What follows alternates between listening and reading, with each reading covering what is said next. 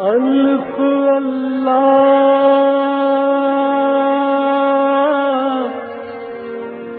چمبے دل بوٹی میرے من وچ مرشد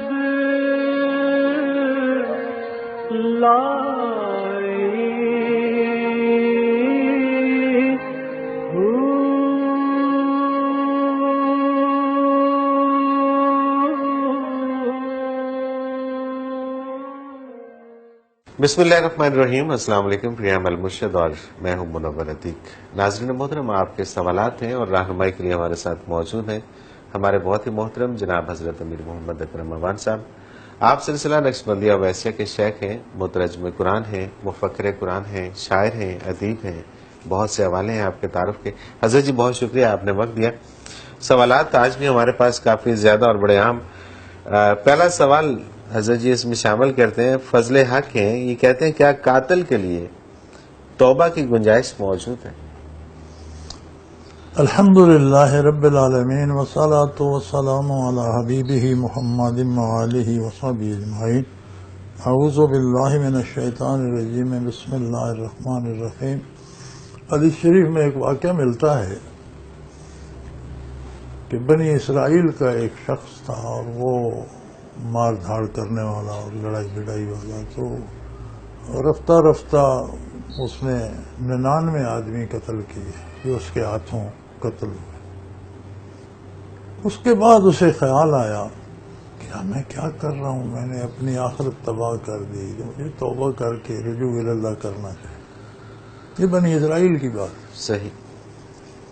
وہ کسی عالم کی خدمت میں پہنچا، اسے ساری بات بتائی. تو مولوی صاحب بڑا کچھ ہے، جیسا علماء ظواہر کی عادت ہوتی ہے کہ اب اتنے قتل کر کے تم بدماش آدمی پھرتے ہو، توبہ تلاش کرتے.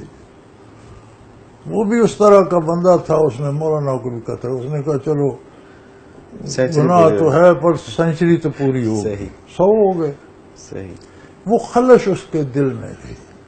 تو وہ کسی بزرگ اہل اللہ کے پاس، صوفی کے پاس جا پہنچا. انہوں نے فرمایا تیرے گناہ اللہ کی رحمت کو عاجز نہیں کر سکتے. اللہ توبہ کا دروازہ کسی کے لیے بند نہیں ہے، لیکن توبہ کی شرط یہ ہے کہ پھر وہ گناہ نہ کرو اور آئندہ زندگی اللہ کے حکم کے مطابق گزارو. توبہ ایک عمل کا نام ہے، خالی کہنے کا نہیں. خیر اس نے توبہ کی. انہوں نے اسے کوئی اللہ کا ذکر، دین کے عمل بہت سکھایا اور فرمایا ایک بات اور ہے، معاشرہ جو ہوتا ہے یہ برباد کر دیتا ہے بندے کو. تم واپس جاؤ گے اس معاشرے میں، وہاں تمہاری دشمنیاں، تم نے لوگ مارے ہیں، وہ تمہارے پیچھے آئیں گے، تم مقابلہ کرو گے، تم مرو گے یا پھر اور قتل کرو گے. تو تم وہاں نہ جاؤ، فلاں بستی میں چلے جاؤ، وہاں لوگ سارے اللہ اللہ کرنے والے اور نیک لوگ ہیں، تم نیکوں کے پاس چلے جاؤ. سبحان اللہ. وہ چل دیا. اس نے کہا ٹھیک ہے، میں واپس نہیں جاتا، میں وہاں جاؤں. جب راستے میں تھا تو زندگی ختم ہو گئی، موت آ گئی. جہنم کے فرشتے آ گئے روح قبض کرنے اور جنت کے فرشتے بھی آ گئے روح قبض. وہ کہتے تھے یہ ہماری پکی آسامی. انہوں نے کہا اس نے تو توبہ کر لی، تو ہمارا ہے. اللہ اکبر. اب جہنم کے فرشتے بھی کھڑے ہیں، ان کے پاس وہ آگ کے لباس اور گرز اور سزائیں لیے ہوئے، زنجیریں لیے ہوئے، آگ لیے ہوئے. جنت کے اپنے خوشبوئیں، پھول اور تحفے لیے ہوئے اور خوشبودار لباس لیے ہوئے، ریشمی لباس. وہ کھڑے ہیں، وہی تو ہمارا ہے. کبھی بارگاہ الہی میں عرض کرتے ہیں فیصلہ تو اللہ نے کرنا ہے، اب ہمارا تو جھگڑا نہیں ہے، ہمارے پاس اس کی ہسٹری ہے، آپ کے پاس اس کا حال ہے. عرض کی بارے الہ کیا کریں. اللہ بڑا بے نیاز ہے. فرمایا زمین ناپ لو، اگر بدکاروں کے قریب ہے ابھی تو جہنم والے لے جاؤ، نیکوں کے قریب ہے تو جنت والے لے جاؤ. تو حضور فرماتے ہیں جب فرشتے زمین ناپنے لگے تو حقیقتاً وہ نیکوں سے دور تھا. اللہ نے زمین کو حکم دیا ادھر سے سمٹ جا. اللہ اکبر. سبحان اللہ. سبحان اللہ. اس نے توبہ کی ہے، اسے محروم نہیں رکھتا میں، تو ادھر سے سمٹ جا، ادھر سے میرے لمبی پیاروں کے قریب ہو جا. سبحان اللہ. سبحان اللہ. تو میاں وہاں تو یہ تو بنی اسرائیل کا تھا، آپ امت محمد رسول اللہ سے ہیں. اللہ اکبر. توبہ ہر ایک کے لیے ہے. توبہ کی شرط یہ ہے کہ اپنی اصلاح کر لے اور آئندہ زندگی اللہ کی اور اللہ کے حبیب صلی اللہ علیہ وسلم کی اطاعت میں گزارے. بالکل صحیح، بالکل ٹھیک ہے. اگلا سوال حضرت جی شامل کرتے ہیں. ڈاکٹر عمران ہے، یہ کہتے ہیں کہ اگر لڑکا اور لڑکی ایک دوسرے کو میاں بیوی مانتے ہوں اور ان کی شادی بھی ہوئی ہو، ان کے دوستوں کو بھی اس بات کا علم ہو، مگر گھر والے اس رشتے کو تسلیم نہ کرتے ہوں، تو اس کی شرعی کیا حیثیت؟ شادی کیسی ہوئی ہے جب گھر والوں کو پتہ ہی نہیں؟ گھر والوں کے بغیر ہوئی ہے شادی. نہیں، بغیر اگر شرعی طور پر لڑکی بالغ ہے لڑکا بھی بالغ ہے، دو گواہوں کے سامنے نکاح، دو گواہ شرط ہے نکاح. جی، دوستوں کو پتہ ہے کہتے ہیں. نہیں، پتہ ہونا اور بات ہے، ٹھیک ہے. گواہ ہونا اور بات ہے. ٹھیک ہے. جب وہ آپس میں ایجاب و قبول کرتے ہیں، دو گواہ مسلمان عاقل بالغ آزاد، ٹھیک ہے. غلام نہ ہوں، حواس مختل نہ ہوں، نابالغ نہ ہوں، کسی کے غلام نہ ہوں، یہ شرائط ہیں گواہوں کی. صحیح. دو گواہ موجود ہوں، اس کے سامنے لڑکا اور لڑکی آپس میں بالغ ہیں، ایجاب و قبول کر لیتے ہیں، نکاح ہو گئے، ہو شادی گیا. ہو گئی. بالکل ٹھیک. کوئی مانے یا نہ مانے، یہ الگ بات ہے کہ والدین کی اجازت لینا مناسب تھی، نامناسب کیا، یہ ہوا وہ، لیکن وہ شادی نکاح ہو گیا. اب لڑکی لڑکا آپس میں آپ خود ہی طے کر لیتے ہیں، کوئی گواہ نہیں، کوئی بندہ نہیں، تو پھر دوستوں کو خبر بھی ہوگی تو کیا اس خبر کا وہ گواہ تو نہیں ہے نا. صحیح، بالکل ٹھیک ہے. ایک کام میں کر گزرتا ہوں، پھر آپ کو خبر ہوتی ہے تو آپ کے پاس خبر ہے، آپ اس کے وٹنس تو نہیں ہے نا، صحیح. گواہ تو نہیں ہے. تو نکاح کے لیے دو گواہ ضروری. پھر اس میں بھی فتاوی میں علماء ایک رعایت اور فرما دیتے ہیں کہ لڑکا لڑکی اور ایک آدمی بھی اور ہو تو دو گواہ، وہ لڑکا بھی گواہ تصور ہو جاتا ہے نا، تو دو گواہ ہو گئے. ٹھیک ہے. ایک تو وہ اپنا نکاح کر رہا ہے، ایک اس بات کا گواہ بھی ہے کہ نکاح ہوا. صحیح. تو کم از کم ایک آدمی تو اور موجود ہو، عاقل بالغ مسلمان جو گواہ ہو. ٹھیک ہے. اس کے سامنے لڑکی قبول کر لے میں اسے خامند قبول کرتی ہوں، یا لڑکا کہہ دے میں نے اس سے نکاح کر لیا، لڑکی انکار نہ کرے تو بھی نکاح ہو جائے. صحیح، بالکل ٹھیک ہے. اور اس کے بعد گھر والے تسلیم کریں نہ کریں نہ کریں، وہ پھر نکاح ہو گیا. وہ پھر معاشی مسئلہ ہے، معاشی مسئلہ، بالکل خاندانی مسئلہ ہے، نکاح جائز ہو گیا. بالکل صحیح، بالکل صحیح. لیکن ایسے ہی کوئی گواہ نہیں، ہم نے آپس میں کر لیا، پھر دوستوں کو بعد میں پتہ چلا، تو وہ گواہ تو نہیں نا، بالکل ٹھیک ہے. گواہ شرط. صحیح، بالکل صحیح. ام عبیہ ہے، یہ کہتی ہیں کہ شوہر بیوی کی اجازت کے بغیر دوسری شادی کر سکتا ہے یا بیوی کی اجازت شرط ہے؟ نہیں، کوئی شرط نہیں، شرط نہیں ہے. کوئی شرط نہیں ہے. اسلام میں 4 شادیاں جائز ہیں، اور ان کے ساتھ جو شرط اللہ نے لگائی ہے وہ سب سے سخت ہے. ٹھیک ہے. آپ 4 تک شادیاں کر سکتے ہیں، شرط یہ ہے کہ آپ ان میں عدل کر سکیں، چاروں کے ساتھ ایک جیسا سلوک کر سکیں، ایک جیسے اخراجات دے سکیں، ایک جیسے لباس دے سکیں، ایک جیسا گھر دے سکیں، ایک جیسی سہولتیں دے سکیں، ایک جیسی عزت دے سکیں. فَإِنْ خِفْتُمْ أَلَّا تَعْدِلُوا، اگر تمہیں یہ خدشہ ہو کہ تم یہ عدل نہیں کر سکو گے، فَوَاحِدَةً، پھر ایک ہی پہ گزارا کرو. بالکل صحیح. اب اس سے کڑی شرط کیا ہوگی؟ اور یہ ممکن نہیں ہے کہ انصاف انسان اس دور میں تو بہت ہی نہیں، مشکل کرنا ہے. پڑتا ہے، کرے. صحیح، کرے نا جی. بالکل ٹھیک ہے. نہیں کر سکتا تو شادی نہ کرے. قرآن نے تو سیدھی شرط لگائی ہے نا جی، فَانْكِحُوا مَا طَابَ لَكُم مِّنَ النِّسَاءِ مَثْنَىٰ وَثُلَاثَ وَرُبَاعَ. اگر تمہارا دل چاہتا ہے 2 شادیاں کر لو، 3 کر لو، 4 کر لو، لیکن شرط یہ ہے وَإِنْ خِفْتُمْ أَلَّا تَعْدِلُوا، اگر تمہیں یہ خطرہ ہو کہ تم ان میں برابری نہیں کر سکو گے، فواحدہ، پھر ایک پر گزارا کرو. صحیح، پھر دوسری کی اجازت نہیں ہے. بالکل صحیح، بالکل ٹھیک. مت کرو، ورنہ آخرت کو حساب. وہ شادی تو ہو جائے گی لیکن حساب ہوگا کہ اس کے ساتھ زیادتی کیوں کی، اس کا حق کیوں ادا نہیں کیا. ہاں، حضور فرماتے ہیں ایک دلی کیفیت ہوتی ہے، وہ بندے کے اختیار میں نہیں. اب صحیح، اس کی 2 یا 4 بیویاں ہیں، ایک سے زیادہ محبت ہے، ایک سے کم ہے، وہ اس کے بس، دلی کیفیت اس کے بس میں. ظاہری طور پر بات کرنا، احترام کرنا، اخراجات دینا، لباس، گھر، اکوموڈیشن، وہ سب ہو گئے. صحیح. اور اس میں برابری مطلب جس بھی سطح کا انسان ہے، جس بھی جو بھی اس کا social ہے، سٹیٹس ہے اس کے مطابق اسٹیٹس کے سب مطابق برابر سب رکھے۔ کو اب برابر۔ یہ نہیں کہ ایک کو گھر سے نکال دے یا ایک کو ڈنڈے مارتا رہے دوسری سے پیار کرتا رہے، یہ جائز نہیں۔ یہ جائز نہیں ہے، یہ بالکل ٹھیک ہے، پھر اس کو ایک ہی شادی کرنی چاہیے، دو کرے گا تو شادی تو ہو جائے گی لیکن آخرت کون بھگتے گا؟ بالکل ٹھیک ہے، بالکل ٹھیک ہے، پھر اللہ نے فرمایا فواحدۃ، پھر اگر یہ نہیں کر سکتے یا یہ ڈر ہے نہیں کر سکوں گا تو ایک ہی کے ساتھ گزارا کرو۔ صحیح۔ اور بیوی کی شرط سے زیادہ شرط یہ یہ سخت ہے، بہت کڑی شرط، بالکل ٹھیک ہے، یہ بہت سخت شرط۔ صحیح۔ حضرت جی مجھے ایک بریک پہ جانا ہے اور واپس آ کے کچھ اور سوالات ہیں وہ شامل کرتے ہیں۔ ناظرین محترم، اگر آپ بھی اس پروگرام میں شامل ہونا چاہیں تو اسکرین پہ ہمارا نمبر موجود ہے، آپ ہمیں SMS کر سکتے ہیں، نمبر نوٹ فرما لیجئے 033349555021، اور آپ ہمیں میل کر سکتے ہیں almusra.tv کی ویب سائٹ پہ جائیے، کوشچن کے آپشن پہ جائیے اور اپنا سوال لکھیے، ہمیں اپنا سوال بھیجیے، ہم آپ کا سوال اس پروگرام میں ضرور شامل کریں گے۔ ایک مختصر کمرشل بریک لیتے ہیں، اس بعد حاضر ہوتے ہیں، ہمارے ساتھ رہیے گا۔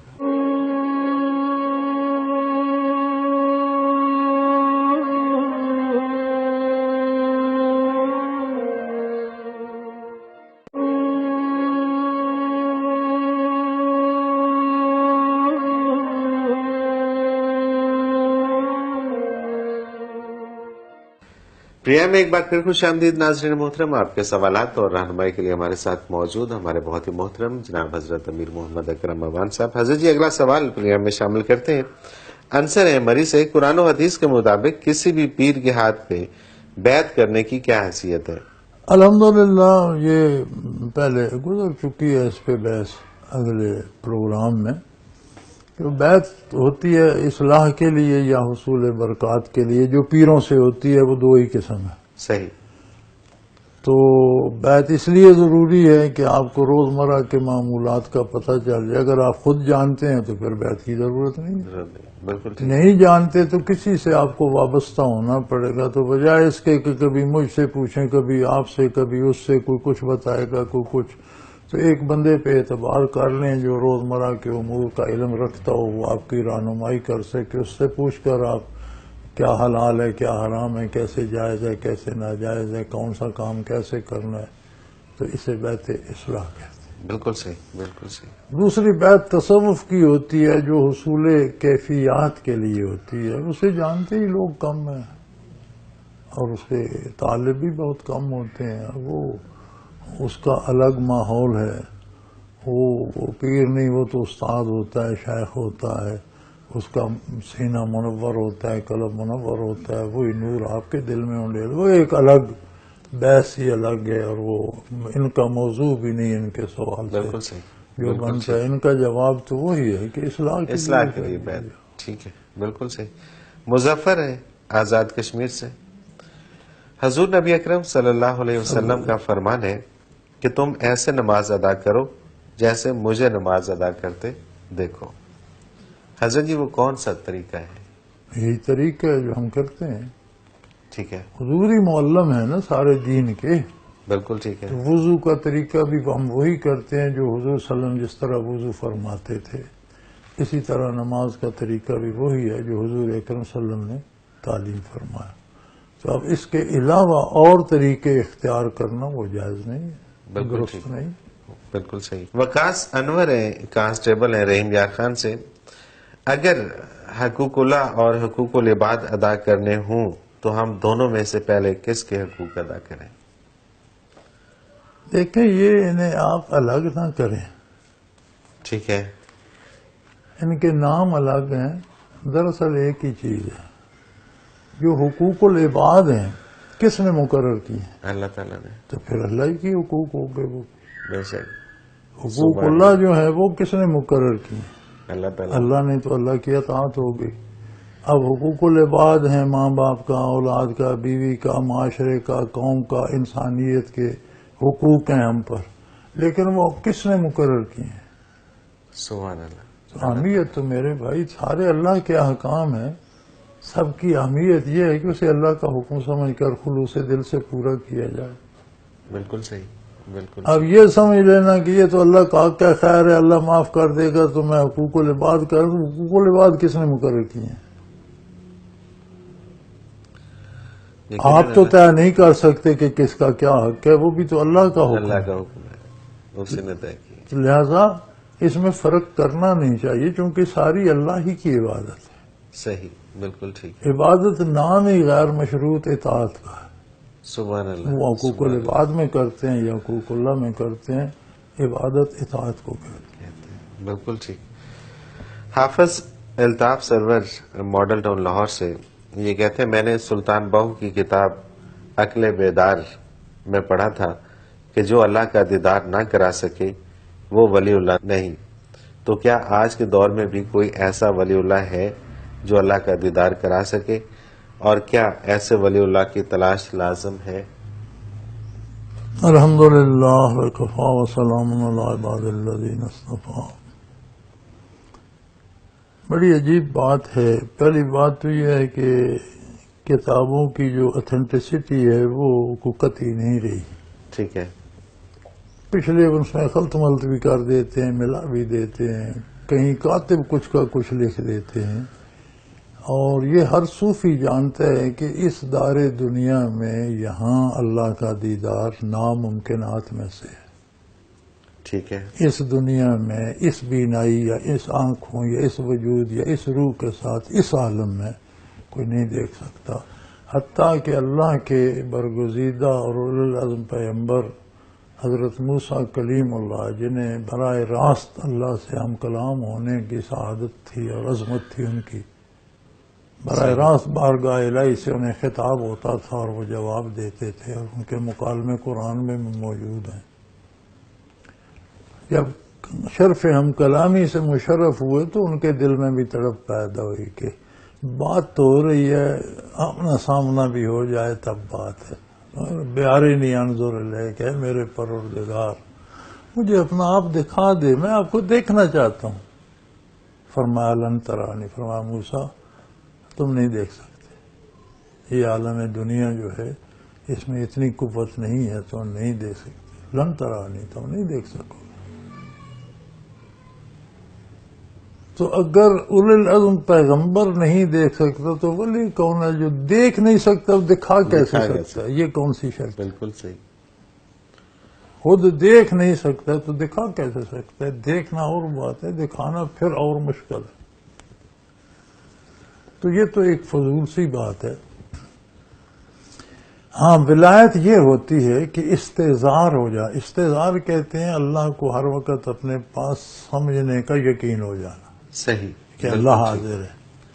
جیسے نبی کریم صلی اللہ علیہ وسلم نے فرمایا، حدیث احسان کا جملہ ہے کہ ان تعبد اللہ کا انا کا تراہ. آپ نے کہا انا کا، جیسے کہ، گویا کہ جیسے کہ اللہ کی عبادت ایسے کرو جیسے تم اسے دیکھ. ایک کیفیت ہے کہ جیسے میں اللہ کو دیکھ رہا ہوں، دیکھ نہیں رہا ہوں.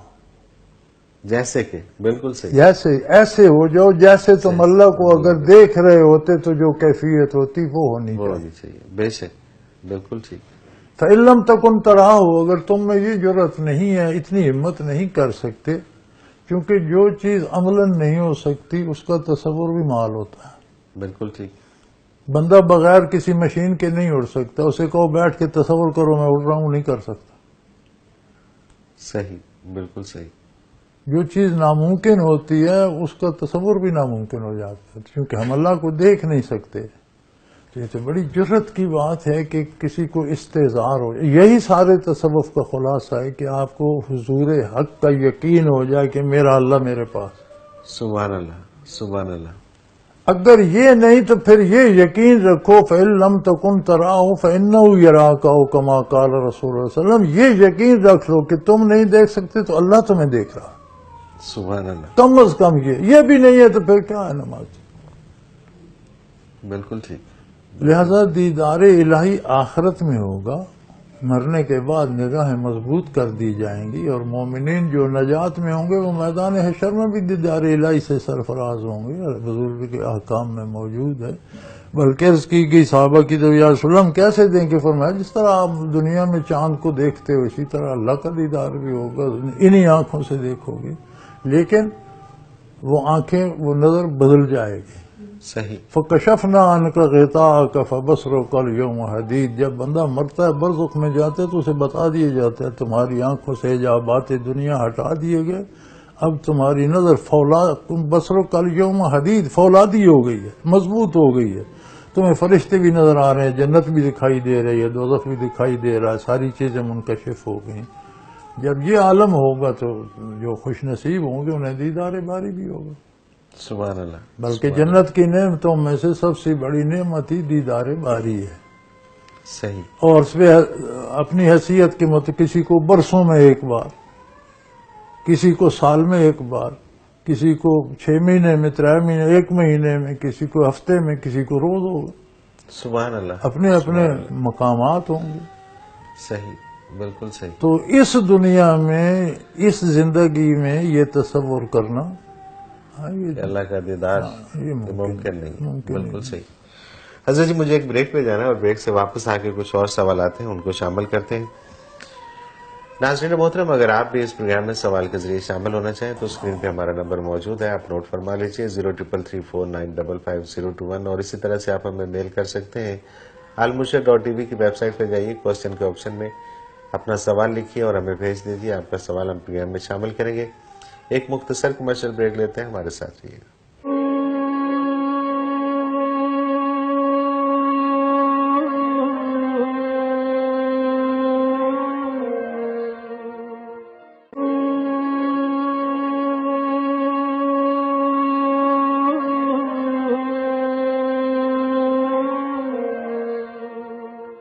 پروگرام میں ایک بار پھر خوش آمدید ناظرین محترم. آپ کے سوالات اور رہنمائی کے لیے ہمارے ساتھ موجود ہمارے بہت ہی محترم جناب حضرت امیر محمد اکرم اوان صاحب. حضرت جی اگلا سوال انہی کا حافظ الطاف سرور صاحب کا ماڈل ٹاؤن سے، جن کا پہلا سوال تھا بریک سے پہلے. انہی کا دوسرا سوال ہے کہ اگر کوئی پابند شریعت ہو، عالم ہو، محدث ہو، لیکن اللہ تعالیٰ کا دیدار نہ کرا سکے تو کیا اسے ہم پیر کامل کہہ سکتے؟ نہیں بھائی، اللہ تعالیٰ کا دیدار ہونا اس دنیا میں تو ممکن ہی نہیں. ٹھیک ہے. پہلے سوال میں اس کی کافی وضاحت آ گئی. بالکل صحیح، بالکل ٹھیک ہے. وہ تو نہ کسی محدث کو نہیں. جب اللہ کے کلیم اللہ کے اولو العزم پیغمبر کو فرما دیا گیا لن ترانی، حضور اکرم صلی اللہ علیہ وسلم کی ذات والا صفات کے بارے بھی علماء کی 2 رائے ہیں. کچھ کہتے ہیں کہ حضور کو دیدار باری نہیں ہوا، یہ اس زندگی میں ممکن نہیں. ٹھیک ہے. جو قائل ہیں وہ کہتے ہیں شب معراج حضور اس عالم آب و گل میں نہ تھے. بالکل ٹھیک. بالائے عرش تھے. صحیح. جنت کا ملازہ ہوا، جہنم کا معائنہ ہوا، برزخ کے حالات آپ نے سارے حدیث معراج میں بیان فرمائے کہ سود خاروں کو اس حال میں دیکھا، جھوٹوں کو اس حال میں سارا ہے جی. تو سارے انکشافات آپ کے وہ ہیں جو قیامت کو لوگوں پہ منکشف ہوں گے. تو قیامت کو تو دیدار باری بھی ہوگا. اگر وہاں دیدار باری ہو تو اس میں کیا مانے؟ سبحان اللہ، سبحان اللہ. بے شک، بالکل ٹھیک. تو یہ دنیا میں صرف خاصہ ہے رسول اللہ صلی اللہ علیہ وسلم کا، وہ بھی اس عالم میں نہیں. بالکل صحیح، بالکل ٹھیک. وہ بھی اس عالم میں بالائے عرش. بالکل ٹھیک. اس پہ بھی علماء پھر کچھ ایسے ہیں جو اس کے قائل نہیں ہیں. وہ کہتے ہیں یہ ممکن نہیں ہے کیونکہ زندگی تو دنیا کی تھی. صحیح، بالکل صحیح. اگلا سوال حضرت جی شامل کرتے ہیں. قاسم علی ہیں گجرات سے. یہ کہتے ہیں کہ میں آپ کے پروگرام میں اکثر تصوف اور ولایت پہ بحث سنتا ہوں. میرا سوال ہے کہ ولایت کیسے ملتی ہے؟ ولایت، آپ کا سوال یہ ہے، میرا سوال یہ ہے کہ ولایت ہے کیا؟ صحیح. کوئی چیز کا پتہ ہو تو پھر اسے تلاش بھی کیا جائے. پتہ تو ہوگی یہ ہے کیا. ہے کیا؟ بالکل ٹھیک ہے. جب یہ پتہ ہو کہ یہ فلاں چیز ہے تو پھر تلاش آسان ہو جاتی ہے. پتہ ہو یہ مٹی کی بنی ہوئی ہے تو کمہار کا گھر نظر آتا ہے. بالکل پتہ ہو یہ لوہے کی بنی ہے تو لوہار کی دکان نظر آتی ہے. پتہ ہو یہ کپڑا ہے تو پھر کپڑے کی دکان نظر آتی ہے. پہلے پتہ ہو کہ یہ چیز ہے کیا. سبحان اللہ. ولایت ہے کیا؟ نبی کریم صلی اللہ علیہ وسلم کی برکات 2 طرح سے ہے. علوم ظاہری، قرآن کریم، ساری حدیث پاک، ساری سنت، آپ کا ارشاد، آپ کا فعل، جو چیز آپ نے پسند فرمائی، یہ سارے ظاہری علوم برکات محمد الرسول اللہ. صحیح. آدمی ان کو مانے، دل سے تسلیم کرے، ان پر عمل کرے، نجات کے لیے کافی ہے. الحمدللہ جنت میں پہنچے. اب کچھ لوگ جو خوش نصیب تھے جنہوں نے عہد نبوی پایا وہ صحابی ہو گئے. کیا وہ نمازیں ساتھ پڑھتے تھے؟ کوئی قرآن اور تھا؟ کوئی عبادت اور تھی؟ یا سارا دین وہی ہے جو ان کے پاس تھا؟ یہ صحابیت کیا تھی؟ یہ ایک کیفیت تھی کہ جو برکات نبوت حضور کے قلب عطر میں اور جو جمال الہی کی طلب اور کیفیات تھی وہ روبرو آنے سے ایک نگاہ میں کام ہو گیا. انہوں نے حضور کو دیکھا یا حضور صلی اللہ علیہ وسلم کی نگاہ ان پر پڑی تو ایک نگاہ میں اس نے کہا تھا من سی پا رہے دل میں فروشن بے گفتہ قیمتش گفتم نگاہ ہے. میں دل کے ٹکڑے بیچتا ہوں کا قیمت کا نگاہ. اس نے کہا بھائی مانگی قیمت کب ملتی ہے؟ بے گفتہ کم ترش کوئی کم کرو منہ مانگی قیمت کو. اس نے کہا کہ گاہ ہے زندگی میں ایک نگاہ سے ہی. تو وہ ایک نگاہ انہیں شرف صحابیت سے وہ کیفیات ان کے سینے میں انڈیل دی گئی. وہ ولایت ہے. صحیح. ان سے تابعین کو پہنچی، تبع تابعین کو پہنچی، ان سے امت کے لوگ آج تک لے رہے ہیں. وہ کیفیات حاصل کی جائیں تو وہ ولایت ہے. اب آپ ایک آیت پڑھتے ہیں نحن اقرب الیہ من حبل الورید، معنی بھی سمجھ لیتے ہیں. اللہ کہتا ہے میں شارک سے زیادہ اس کے قریب ہوں. اس کی کوئی کیفیت جب آپ محسوس کرتے ہیں، فیل کرتے ہیں، یہ ولایت ہے.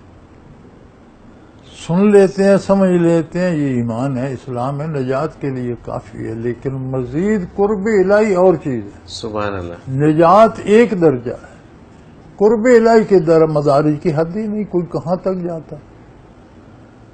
تو اس کیفیت کو میں اپنی نظر سے دیکھ سکتا ہوں، آپ اپنی استعداد سے، دوسرا ہر بندے کی استعداد اپنی ہے. ان کیفیات کو پانا، آپ قرآن پڑھیں مفہوم تو سمجھ آتے ہیں، اندر محسوس بھی ہو، فیلنگ بھی آئے. صحیح، بالکل صحیح. یہ ولایت ہے. یہ ولایت ہے. یعنی اور آپ ان کو پایا کیسے جا سکتا ہے؟ وحدہ لا شریک، اللہ واحد لا شریک ہے. پہلا مراقبہ ہے تصوف. اللہ واحد لا شریک ہے، ہم سب جانتے ہیں. لیکن کبھی کسی سے سفارش کی منت کرتے ہیں جائز ناجائز، کبھی کسی کو رشوت دیتے ہیں. یہ بھی تو بت ہی ہیں نا. بالکل ایسے ہی ہے. بتوں کا پجاری پتھر کے بتوں کو پاس جاتے ہیں، ہم زندہ انسانوں کے ٹکڑے میں چلے جاتے ہیں. کبھی قرآن کو بھی وظیفہ ڈھونڈتے ہیں کوئی دنیا کا کام ہو جائے. لیکن جب وہ کیفیت آ جائے تو دل میں ایک حال آ جاتی ہے اللہ واحد ہے اور اس کی جگہ دوسرے کو نہیں رکھ سکتا. سبحان اللہ. مر سکتا ہوں، پریشان ہو سکتا ہوں، نقصان اٹھا سکتا ہوں، لیکن اس کی جگہ کوئی دوسرا نہیں. میں اس کی بارگاہ چھوڑ کر دوسرے کے سامنے ہاتھ نہیں پھیلا سکتا. تو یہ کیفیات جو ہیں یہ ولایت ہے. اب یہ جیسے پہلوں نے حاصل کی یہ تو سینہ بسینہ ہوتی ہیں. صحابہ نے حضور سے، تابعین نے صحابہ سے، تبع تابعین نے تابعین سے، اولیاء امت نے درجہ بدرجہ. تو یہ تو ان لوگوں کے پاس جانا پڑتا ہے جن کے پاس کیفیات ہیں، محنت کرنا پڑتی ہے، دل روشن کرنے پڑتے ہیں، عمریں لگتی ہیں تو نصیب ہو جاتی ہیں. بالکل صحیح، بالکل ٹھیک ہے. اور ولایت حاصل کر کے مقصد اگر معرفت الہی ہے، قرب الہی ہے تو پھر تو ٹھیک ہے. اور اگر ولایت حاصل اس لیے کرنی ہے کہ دنیا داری پہ نہیں، وہ تو دکان ولایت چمکانی نہیں ہے تو وہ ولایت تو شیطان کی ہے. ولایت نہیں، یہ وہ ولایت دوستی نہیں تو ہے. اس میں اور شیطان اس میں کی فرق ہے. وہ بالکل صحیح بات دوستی ہے. تو شیطان کی. وہ شیطان کی ہے. اگلا سوال حضرت جی، یہ 2-3 لوگوں کا ایک ہی سوال ہے. یاسر محمود گجرات سے، محمد عمران پاک پتن سے، اور قمر زمان ضلع باولپور سے. یہ ملتے جلتے سوال تھے لیکن میں نے ایک ہی سوال ان کا کر دیا کہ اگر شیطان کو جنت سے نکال دیا گیا تھا تو پھر وہ حضرت حوا کو بہکانے کے لیے دوبارہ جنت میں کیسے داخل ہوا؟ اللہ اللہ اللہ. گزارش یہ ہے کہ پہلی بات تو یہ ہے کہ جو جنت آخرت کے بعد نصیب ہوگی، جس میں داخلہ ہے اور پھر کوئی باہر نہیں آئے گا، وہ اور ہے. ٹھیک ہے. وہ آخرت میں نصیب ہوگی. یہ جنت جس میں آدم علیہ السلام کو ٹھہرایا گیا، یہ وہ جنت نہیں ہے. صحیح، بالکل ٹھیک. جہاں آپ کا عارضی قیام تھا. اور یہ بھی یاد رہے کہ آدم علیہ السلام کی تخلیق زمین کے لیے ہوئی تھی، اس جنت کے لیے نہیں. ٹھیک ہے. انی جائل فی الارض خلیفہ. میں زمین پر اپنا نائب بنانا چاہتا، انہیں زمین پر آنا تھا، ٹھیک ہے، زمین پہ انہیں ہر حال آنا تھا۔ اب یہ جنت جو آسمانوں میں یا برزخ میں کہیں ہے، رب جانے کہاں ہے، تو اس میں آدم علیہ السلام کو رکھا گیا، تو پہلے تو اس میں فرشتے بھی آتے جاتے تھے، شیطان بھی فرشتوں میں تھا۔ جب اسے نکال دیا گیا تو کمیونیکیشن کے ذرائع آج تو مادی دنیا میں اتنے ہیں کہ آپ ایک موبائل پہ ٹک کر کوئی تار نہیں، کوئی رابطہ نہیں، بات آپ امریکہ، روس اور جاپان میں کر رہے ہیں۔ بالکل ایسے ہی ہے، تو شیطان نے بھی کسی موبائل پر بار سے بات کر لی ہوگی ڈیفینیٹلی، کیونکہ ذرائع تو یہ مادی ذرائع تو آج بنے ہیں نا، صحیح بات ہے، تو روحانی ذرائع تو ازل سے موجود ہیں۔ یہ ضروری نہیں کہ وہ جنت میں، اس جنت میں بھی جائے گھسا ہو، یہ ضروری نہیں ہے، بات کر سکتے ہیں۔ بات اس نے یہ کی کہ قاسم لہما، ان دونوں کے سامنے اللہ کی قسمیں کھائیں کہ جو میں کہہ رہا ہوں یہ ٹھیک ہے۔ ان کی زندگی کی ابتدا تھی، اللہ پر بھروسہ نہ کرتے تو کس پر کرتے؟ قرآن کریم فرماتا ہے وَلَمْ نَجِدْ لَهُ عَزْمًا، ہم نے آدم میں نافرمانی کا ارادہ نہیں، ان کا عزم نہیں تھا، صحیح، بھول ہو گئی۔ وہ بھی شیطان نے جب اللہ کی قسمیں کھائیں تو اللہ کے نام پر اعتبار کر گئے، ٹھیک ہے بالکل نہیں؟ صحیح، تو قرآن نے گواہی دی لم نجد لہو عزما، پھر قرآن نے کہا ہم نے ان کی خود دعا سکھائی، یہ پڑھو، پھر ان کی خطا معاف کر کے انہیں پھر گزیدہ بندہ بنا لیا۔ تو بھئی آج کے دور میں یہ سوال کے بعد کیسے کر لیا؟ اب تو مادی ذرائع انسانوں کے پاس اتنے ہیں کہ شیطان سے زیادہ یہ دور باتیں کر لیتے ہیں، شیطان اس زمانے میں کر لی ہوگی۔ بالکل صحیح ہے، بالکل صحیح ہے، بالکل ٹھیک ہے۔ محمد عمران ہے شیخ پورہ سے، یہ کہتے ہیں کہ مرنے کے بعد قبر میں منکر نکیر سوالات پوچھتے ہیں، تو کیا مرنے کے بعد بھی عقل قائم رہتی ہے کہ انسان سوال سمجھ بھی سکے اور جواب بھی دے سکے؟ قرآن کریم سورہ یاسین میں آتا ہے کہ ایک قوم کے پاس ہم نے ایک نبی بھیجا، دوسرا بھیجا، تین بھیجے، تین ہو گئے، وہ مان نہیں رہے تھے ان کی بات۔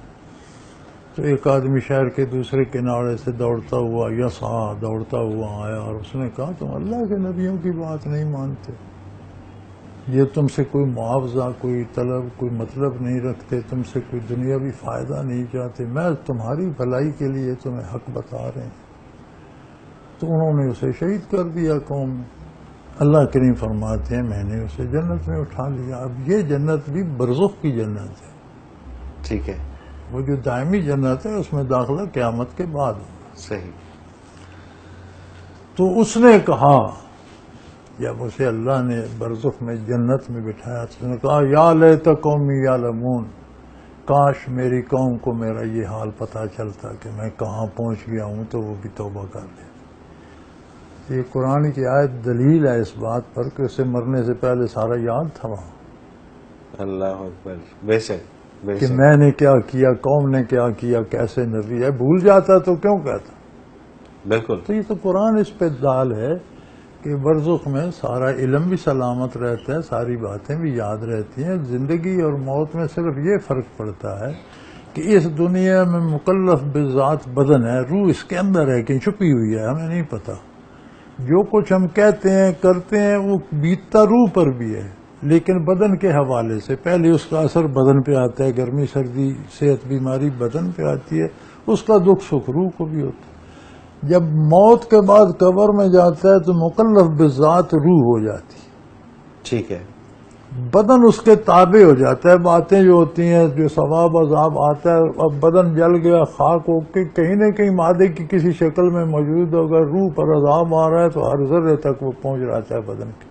صحیح، اگر روح پر ثواب آ رہا ہے، اسے نعمتیں مل رہی ہیں تو بدن کے ہر ذرے کو سیراب کر رہی ہے۔ بالکل ٹھیک، بالکل ٹھیک، تو مرنے کے بعد ساری زندگی، بلکہ جو باتیں ہم زندگی میں بھول چکے ہیں وہاں وہ بھی وہ یاد بھی یاد آ آ جاتی ہے، بالکل صحیح ہے، سامنے آ جاتی ہے، سامنے آ روز روشن کی طرح سے۔ جی وہی ہوا کہ بیان کا وقت آپ نے سیدنا فاروق اعظم رضی اللہ عنہ نے یہ سوال نبی کریم صلی اللہ علیہ وسلم پر کیا تھا کہ یا رسول اللہ ہم مرنے کے بعد جب فرشتے جواب لینے قبر میں آئیں گے تو ہماری عقلیں سلامت ہوں گی. فرمایا بے شک. فرمایا ہم ان کے منہ میں پتھر ٹھونس دیں گے. کون ہوتے ہیں ہم سے پوچھنے والے؟ اللہ اکبر. کیا بات ہے، کیا بات ہے. یہ تو پھر ان کی استعداد یہ ہے. ہمارا رشتہ جو آپ سے ہے اس پر کوئی سوال کیوں کرے؟ کیونکہ یہ کون ہوتے ہیں؟ کیا بات.